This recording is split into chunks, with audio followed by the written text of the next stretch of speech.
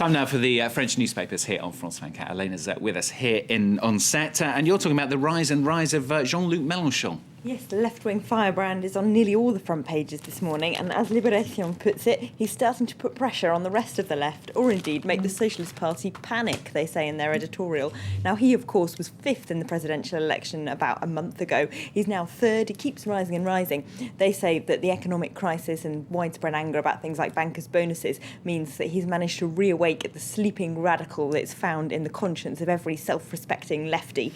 But what does this mean for the Socialist Party? There's two possible ways they can deal with this. One, as Minister Jean-Christophe Cambadelis, ex-minister, tells the paper, is that they should be really pleased. Surely this is a bank of voters that they can then use to vote for François Hollande in the second round.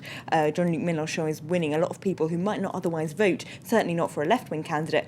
He's getting them all together to go to the polls for him in the first round. Working-class people who might otherwise vote for Marine Le Pen, people who feel discontented with politics in general, who might not otherwise vote at all, and then the Socialist Party hopefully can then keep those voters interested and get them to vote François Hollande in the second round.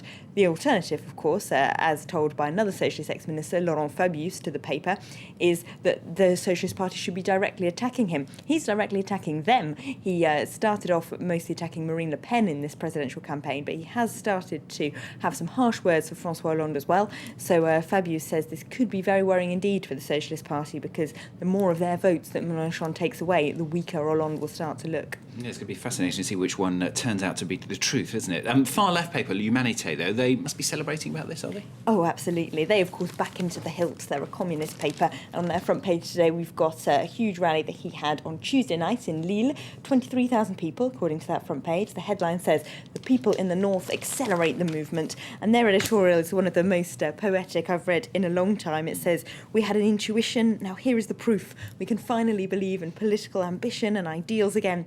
The insurrection has begun." So there you go, Stuart. The insurrection's begun.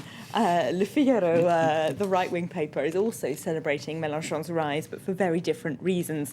Their headline is "Mélenchon's tone gets tougher against Hollande," and their editorial's headlined "Things getting complicated on the left." They, of course, see an opportunity for Nicolas Sarkozy, which he and the UMP have seen themselves. They've been complimenting Mélenchon's oratorical powers and his charisma recently, because obviously they're hoping he gets as many as Hollande's votes as possible and makes the socialist candidate look very weak.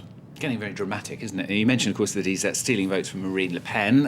How's she reacted to all this? Well, she's been interviewed by Le Parisien, by a panel of their readers today, and she says inside that she's the only truly anti-system candidate. Jean-Luc Mélenchon, according to her, is just trying to position himself better to become a socialist minister in the long run, something he's completely denied. He says he won't take any role in a François Hollande government.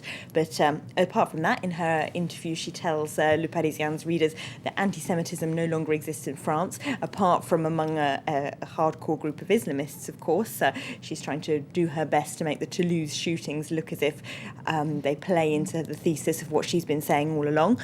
She also says her party is not extreme right, so she's got this huge PR operation going on, really, to make them look more friendly, more approachable. And it seems to work with those Le Parisien readers who met her. Even people who say they were still going to vote for the socialists say that she's friendly and approachable, and they found her convincing and she seems honest.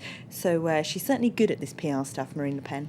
And on a completely different subject, we've been telling you the story, of course, about Dominique Strauss-Kahn and what Le Monde says about him. Give us a bit more details. Well, as you know, and as you've been saying in bulletins, Le Monde has revealed some of the police's confidential notes of what witnesses have told them in the Carlton case, including what the prostitutes involved said. Now, it looks from that evidence more and more like they might be able to prove that Dominique Strauss-Kahn was involved directly in organising those orgies, and that he must have known that the women involved were prostitutes. Libération reports, though, that he's going to sue Le Monde for reporting that, and they also have his defence in Libération. He apparently thinks he was overly naive because he didn't ask women questions about what they did in their private lives. Okay, Elena, thanks very much. That's Elena with the French newspapers here on France 24.